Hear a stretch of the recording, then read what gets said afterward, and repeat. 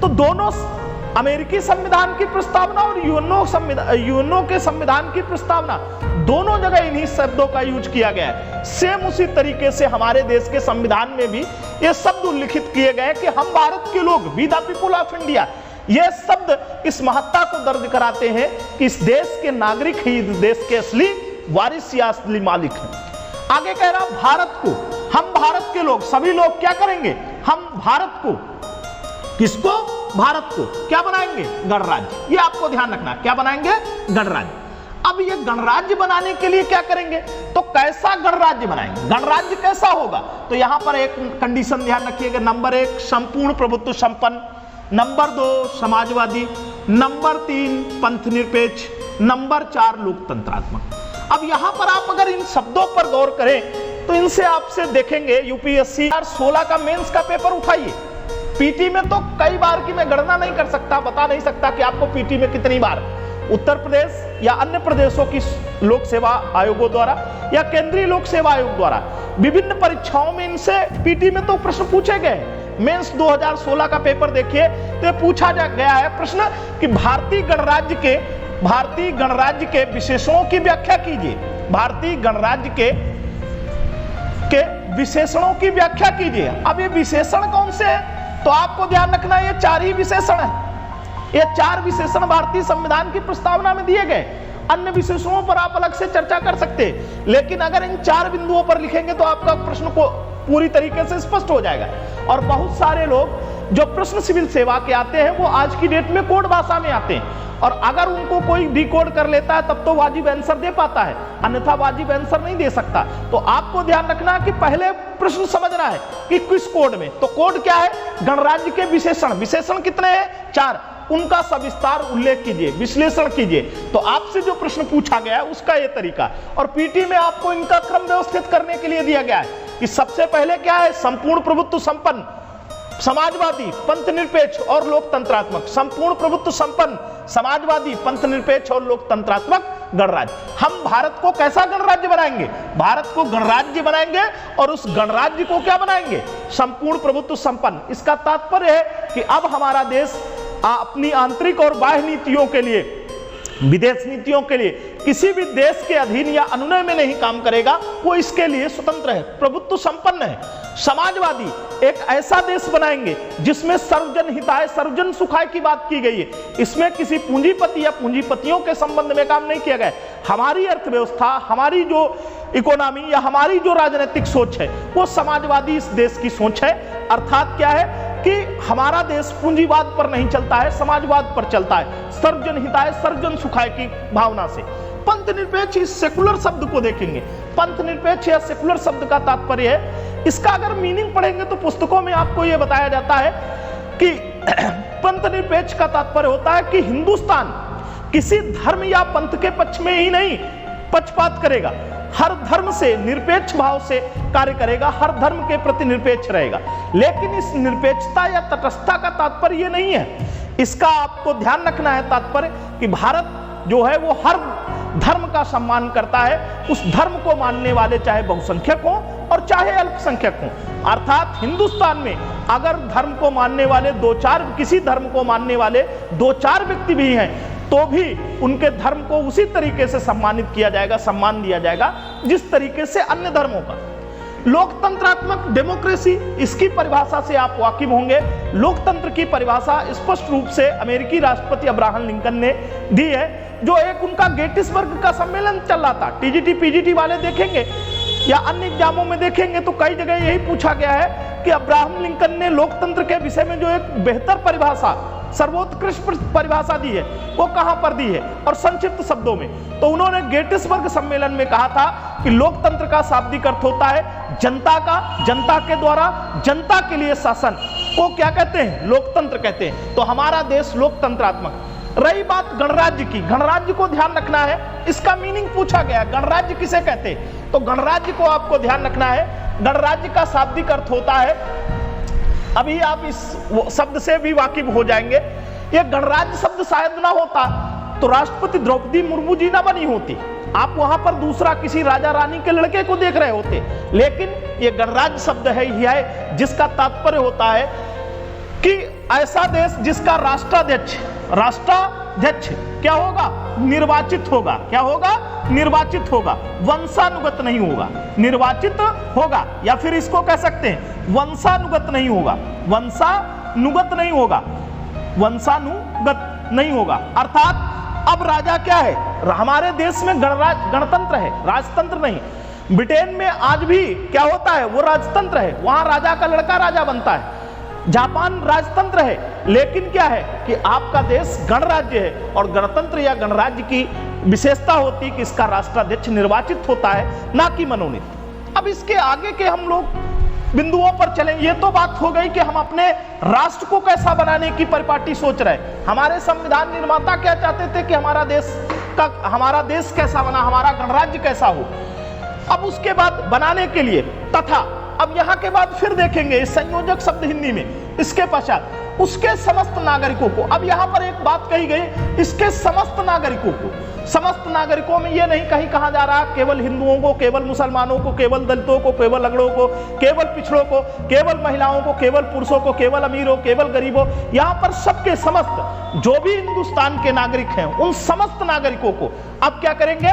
समस्त नागरिकों को। देखिए 3 शब्दों से वाकिफ होइए, 1 2 3। तो पहला क्या है? इनका क्रम भी ध्यान रखना, इनसे सिविल सेवा में प्रश्न पूछे गए। सामाजिक न्याय, आर्थिक, राजनीतिक न्याय। न्याय कितने प्रकार का? 3 प्रकार का न्याय समस्त नागरिकों को प्राप्त होगा, कोई भी हो, सामाजिक, आर्थिक, राजनीतिक। और सामाजिक न्याय का मतलब समाज में किसी के साथ गैर बराबरी नहीं होगी। संविधान सबको एक समान दृष्टिकोण से देखता है, समाज में अब कोई छोटा बड़ा नहीं। आर्थिक आधार पर पहले लोग वंशानुगत आधार पर व्यवसाय कर सकते थे, लेकिन आज की तिथि में आप जो भी व्यवसाय करना चाहें, आर्थिक आप नियोजन के लिए जो भी गतिविधियां करना चाहें, वो आपको न्याय मिलेगा, उसके लिए कोई आपको रोक नहीं सकता। राजनीतिक न्याय की बात करें, पहले राजा के लड़के ही राजा बना करते थे, कुछ व्यक्ति विशेष ही लोग चुनाव लड़ा करते थे या वही पद शासन सत्ताओं में जा सकते थे। आज की तिथि में आपने बहुत बार देखा होगा कि एक रेहड़ी पटरी वाले को भी सांसद और विधायक बनते हुए देखा होगा। अक्सर आपको न्यूज़पेपरों के माध्यम से ऐसी खबरें मिल जाएंगी। वो इसलिए होता है कि हिंदुस्तान में राजनीतिक न्याय लागू है। आपने बहुत बार देखा होगा, बहुत सारे लोगों को पीएम और सीएम बनते हुए देखा होगा। तो ध्यान रखेंगे, हिंदुस्तान के समस्त नागरिकों को 3 प्रकार के न्याय की व्यवस्था की गई है। 3 प्रकार। प्रतियोगी परीक्षाओं में इनका क्रम ध्यान रखना है, क्रमशः क्या क्या है और कितने प्रकार के न्याय हैं। तो 3 प्रकार के न्याय और 5 प्रकार की स्वतंत्रताएं देने की बात की गई है। 5 प्रकार की जो स्वतंत्रताएं देने की बात की गई है, एक विचार की, अभिव्यक्ति, विश्वास, धर्म और उपासना। आपको ध्यान रखना है, विचार, अभिव्यक्ति, विश्वास, धर्म और उपासना, 5 प्रकार की स्वतंत्रताएं। यहां से प्रश्न है आपका बार बार, तो आपको ध्यान रखना, आप अपने तरीके के विचार रखने के लिए, विचार करने के लिए स्वतंत्र है। आपको बाध्य नहीं किया जाएगा कि आप यही सोचिए, यही सच है ना। अभिव्यक्ति, आपको अभिव्यक्ति का राइट मिला है। आपने कुछ दिनों में देखा होगा, अभी आपके देश के मुख्य न्यायाधीश एन.वी. रमन्ना साहब ने रांची के सम्मेलन में यह बात स्पष्ट की है कि आज अभिव्यक्ति की स्वतंत्रता को कुछ लोग चाहते हैं कि अभिव्यक्ति की स्वतंत्रता दब जाए, लेकिन अभिव्यक्ति की स्वतंत्रता दबाने का तात्पर्य है कि व्यक्ति को उसके जीवंत होने की ही मुहिम को कम करना या समाप्त करना। तो अभिव्यक्ति के बहुत सारे आयाम या तरीके हो गए हैं। जैसे मैं आपको आज इस ऑनलाइन प्लेटफॉर्म के माध्यम से पढ़ा रहा हूं, यह एक अभिव्यक्ति का तरीका है कि हम आप प्रत्यक्ष ना हो करके, आप दूर दराज बैठे हैं, फिर भी हम आप तक अपनी बात रख पा रहे हैं, इन मुद्दों को समझा पा रहे हैं या इस पर चर्चा या बहस कर पा रहे हैं, आपकी प्रतियोगी परीक्षा की उपयोगिता बढ़ रही। यह भी एक अभिव्यक्ति का माध्यम। विश्वास, आप किसी भी दल, किसी भी धर्म, किसी भी व्यक्ति पर विश्वास कर सकते हैं, इसके लिए भी आपको बाध्य नहीं किया जाए। और किसी भी तरीके का धर्म आप चाहें तो उसको, जैसा भी धर्म चाहते हैं, जब परिवर्तित कर सकते हैं, बदल सकते हैं, आप उसको अडॉप्ट कर सकते हैं, मान सकते हैं। जिस भी धर्म में आपको लगे कि आपका जीवन सबसे सम्मानित महसूस होगा, आप उस धर्म को मान सकते हैं, यह भी आपको स्वतंत्रता है। उपासना, आपको पूजा अर्चना उपासना की पद्धति है, आप जैसे भी चाहे उन तरीकों के माध्यम से पूजा उपासना अर्चना कर सकते हैं। ये आपको 5 प्रकार की स्वतंत्रताएं दी गई।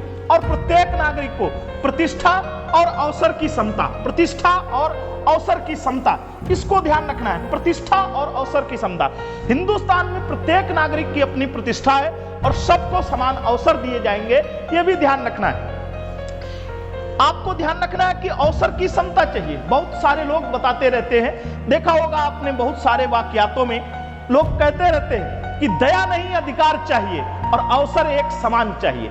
तो हिंदुस्तान में आपको दया के पात्र बनने की जरूरत नहीं, इस देश के आप मालिक हैं। और यहां पर आप कह सकते हैं कि दया नहीं अधिकार चाहिए, अवसर एक समान चाहिए। तो आप उन अवसरों को अगर सही से उपयोग करते हैं तो आप हिंदुस्तान में, आपने द्रौपदी मुर्मू जी को देखा है कि एक उड़ीसा के गांव से क्या करते हैं, एक आम कच्ची गली से, मतलब सड़क से संसद तक पहुंच रहे हैं। और संसद ही नहीं, उस कच्ची गली से, कच्ची रोड से, सड़क से संसद तक पहुंचने का काम जो हुआ है वो इसलिए कि सबको यहां हिंदुस्तान में अवसरों की समानता है, कौन उसको किस लहजे में उपभोग करता है।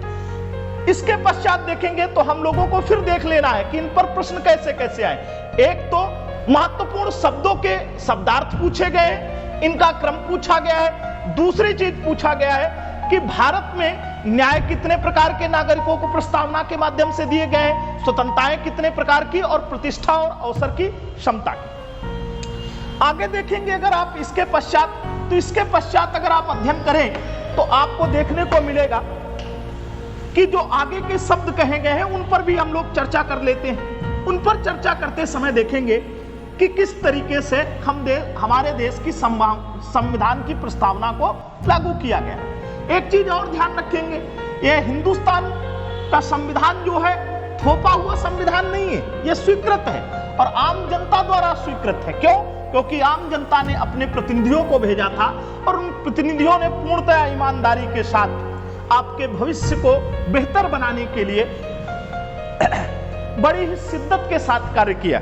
अब आप आगे देखेंगे तो प्रतिष्ठा एवं अवसर की समता प्राप्त करने के लिए तथा उन सब में व्यक्ति की गरिमा, अब ध्यान रखना है, व्यक्ति की गरिमा मतलब आप गरिमा में जीवन जीने के लिए स्वतंत्र, व्यक्ति की गरिमा और राष्ट्र की एकता और अखंडता बढ़ाने वाली बंधुता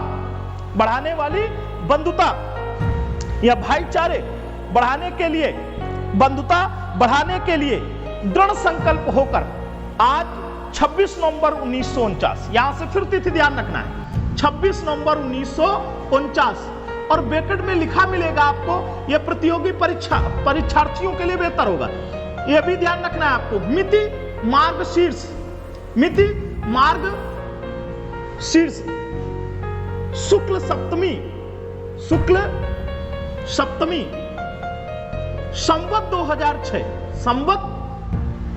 2006 विक्रमी को आगे लिखा जाएगा।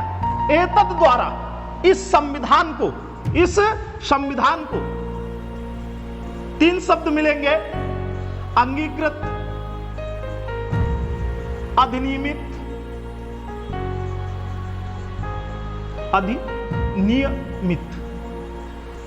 आत्मार्पित करते हैं।